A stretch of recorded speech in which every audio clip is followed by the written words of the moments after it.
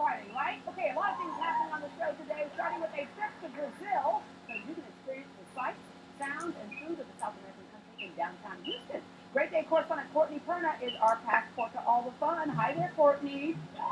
Hey, Deborah. Well, all the best tourist spots and the activities of Brazil are right here in Tranquility Park. Right now, I'm exploring the rainforest on one of these shaky rope bridges. Takes a little imagination, but I would recommend not doing it in heels if you're doing it for real. But look over there. There's a group of capoeira dancers. Started back in the 16th century, mixing martial arts with music and dance. These talented artists, wow, and athletes are keeping the tradition alive at iFest. I'll be exploring the Chevron Living Museum throughout the show. Next time you see me, Deborah, I'll be spicing things up. Wow. All right, thank you, Courtney. Well, after you check out iFest, grab the family and take a walk on the wild side at Nature Fest in Cypress, Oak Meadow Park. And we'll be crawling with animals from around the world. And here to give us a preview, please welcome zoologist Brian Staples and his pal, Wilson.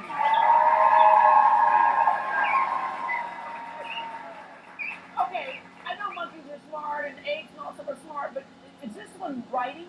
Well, he heard about the passport to fun and he's giving us details. Okay, yes.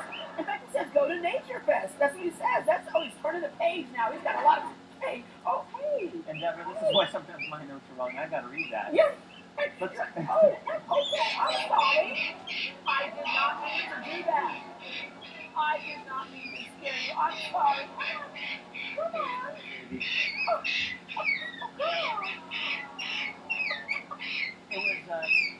It was Jane Goodall who... You could be a talk show host, but you have to get the jab. It was actually Jane Goodall who... And then she noticed that a mama chimp would teach her baby chimp to put a stick inside of a termite mountain, showing that these guys have a lot of ability to problem solve, reason, and use tools.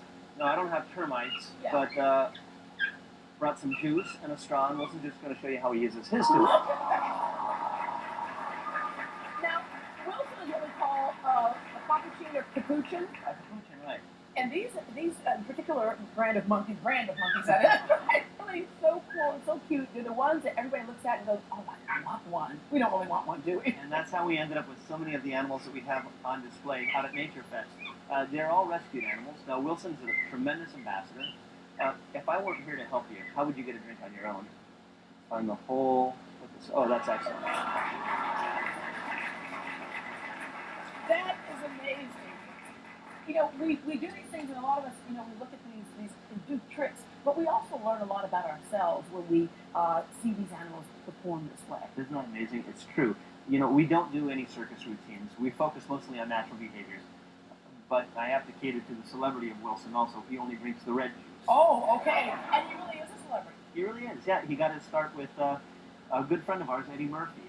And Wilson played the part of a drunk monkey. And it was only acting, let me promise. And I want to act right now. The experience I had with these monkeys before, it was amazing. They were part of a training program to help people who didn't have use of their arms and legs. And it was a birthday party with 5 of these monkeys. And it was amazing. The types of things they could do, like operate a microwave for someone, or hand them food. And so they're somewhat service animals sometimes. And you can find out more about that by going to helpinghands.org. All right. Wilson's like, don't touch me. I'm drinking. Don't touch me. But I brought more than just Wilson. Yeah, Wilson. Does Wilson want to stay, or is Wilson going to go away and bring on somebody else? You like that, don't you? That is serious about it. Oh, don't fall. I'm sorry. Here you go, Wilson. Just take the juice, Wilson. Just take the juice. There he is. Deborah, it's his show now. Kids and Animals is always their show. All right, what else have you brought here? Wilson and I will just... Well, these animals have come to us generally secondhand, and we're part of the Zoological Association of America, so it's not that we go out and recruit animals, but we take in the animals who need a little extra assistance. Right. Joey was a victim of Hurricane Ivan. When a branch came down in his enclosure and damaged his spinal, and you can feel how soft his back is there, but he still has a little ridge in his back there. Yeah. It caused lower limb paralysis. A monkey right out of a really amazing zoo in Florida, and he had never been around humans before, and he's got 32 perfect little teeth, just like we have. Can you smile? Well, interesting you say he'd never been around humans before, even though he was in a zoo. Oftentimes you want to limit that interaction to keep them in their natural state. And that's exactly the point. Zoos set up the species survival programs in many cases and create the most natural habitats, giving the animals the opportunity to act like an animal. And Joey needed some special attention because he had no use of his lower limbs, but he had also not been around people up close and personal. Right. He had seen them on the other side of the island. Yeah. But now I'm taking this monkey who is really strong. In fact, they're proportionally 8 times stronger than a human, and we've got to give him physical therapy. Aww. And so there's a way to kind of encourage animals, as in humans. You encourage, how did you do that with him to get him to do physical therapy? Because a lot of times we don't want to do stuff like that. The scientific term would be called upward conditioning. Basically, we find a behavior that they're good at, that they like doing, and I reward them marking that behavior. In this situation, I didn't want to get my fingers stuck in the mouth, so I used the trick. And it's not the healthiest trick. Wilson, you want to show us how to do this? I figured if we put marshmallows in the cheeks, that would just cushion the blood in between the teeth. And Wilson, you stole a marshmallow. So we took a skateboard, strapped it to his rump, and he lived on our kitchen floor for a while he was rehabilitating. Now, the cheeks are full, and it looks like he might be eating them, but he's not. These old world primates have cheek pouches, and he can hold, and we've tested that he's fine. Wow. Wow. All right. Who else did you bring with you? Okay, we brought another creature from the old world. In fact, the lemurs are considered the ambassadors of the second largest island in the world. Yeah. Over here on Deborah. Hey, buddy. Here you go. What's that? A monkey on my back, now a lemur on my back. Okay. All right. And of course, That's a healthy I guess. And their tails are amazing. Talk about the strength that they have. Oh, you didn't want the Deborah to do Oh, it. yeah, I'll take a break. No. So tell us about lemurs. Okay, you happen to be supporting a ringtail lemur, and these are probably the most popular lemurs in Madagascar. And every boy and girl who's watched You Lost the Lemur. I lost the lemur. Hi, bud. You want to come back? Come on over here. Oh, you want to? But they're in the monkey family. They've been around. We need Wilson back to do your hair. Yeah. Okay, so They're prosimians. They've been around since the time of dinosaurs. These guys are the precursor to the monkeys that we know today. yeah. And they come from only one place in the world, that's Madagascar, which inherently makes them on the endangered folk. Wow. Isn't she a pretty girl, Yeah, though? she really is. You know, I had to go to a zoo in Costa Rica to see one of these up close, and now there's one sitting on my back. So, how did this one come to you? That's the neat thing about Nature Fest, by the way. Kids can really enjoy your local zoos. You can get all of that great information. But when we have these animals that have this human interest, or they require the extra attention and love, they serve as tremendous ambassadors. Yeah. And when they come out to visit us in Cyprus for this year's Nature Fest, they can interact with us today. Yeah, and you're talking about that. I think that teaches. Oh, yes. I think that teaches kids something. When sometimes kids can relate to animals more than they can relate to other humans. Oh, absolutely. It's one thing to see something on TV or online, but when you have a chance to make contact, you develop this new bond and a new form of respect, which will last your lifetime. Yeah. All right. What's our next guest? Okay, this is Chewy, and his little rescue story. Hey, Chewy, over here. He holds on to things with the prehensile tail just like a monkey would. In fact, they share the same environment as monkeys from South America. Uh-huh. Here we go. Come You're on. doing good. Let go. You're- Let go. There you go. There you go. Chewy's called a kinkajou, Okay. but they have a nickname known as a honey bear. And he is missing an ear here. See, our animals, they didn't make the cut to be Right. on permanent display. His girlfriend actually, literally, chewed his ear off. Really? Oh, so you have a problem with women? Oh, so cute. Okay, so you were able to rescue this one and give him a home. Yeah, he took a couple of stitches and we introduced him to a nicer girl. No.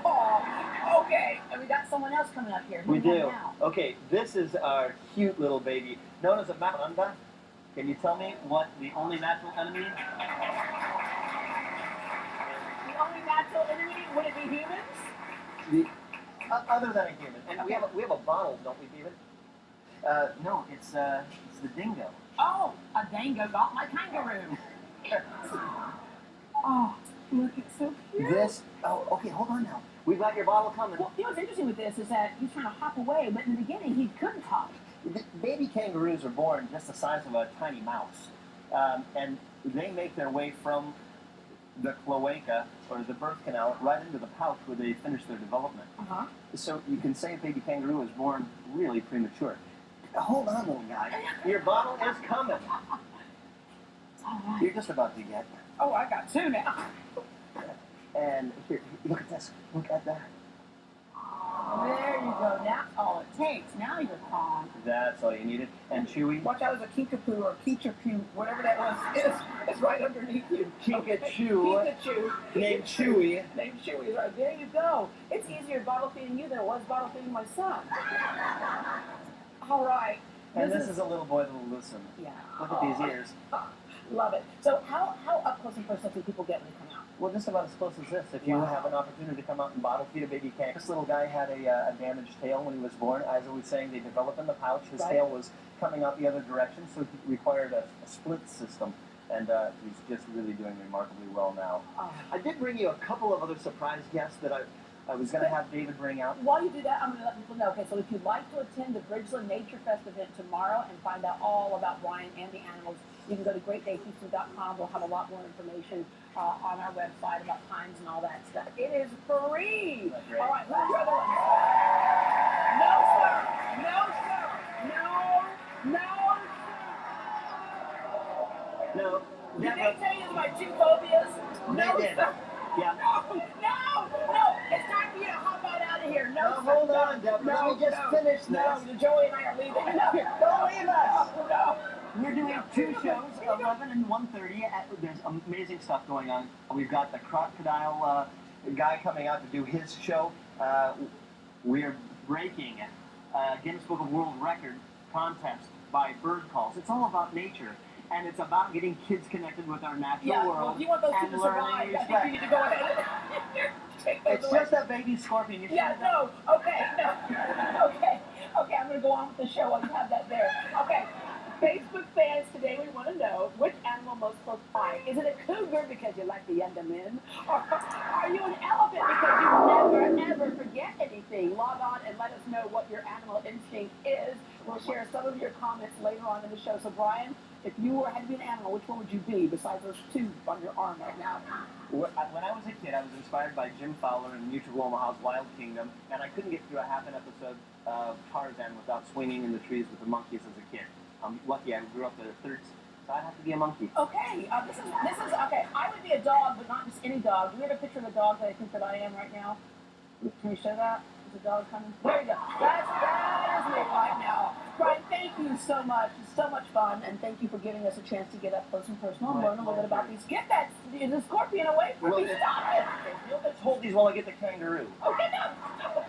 Okay, last time we checked in with Courtney, she was dangling above the rainforest and all. Tell us what's coming up next. Well, Deborah, just when you thought I couldn't get any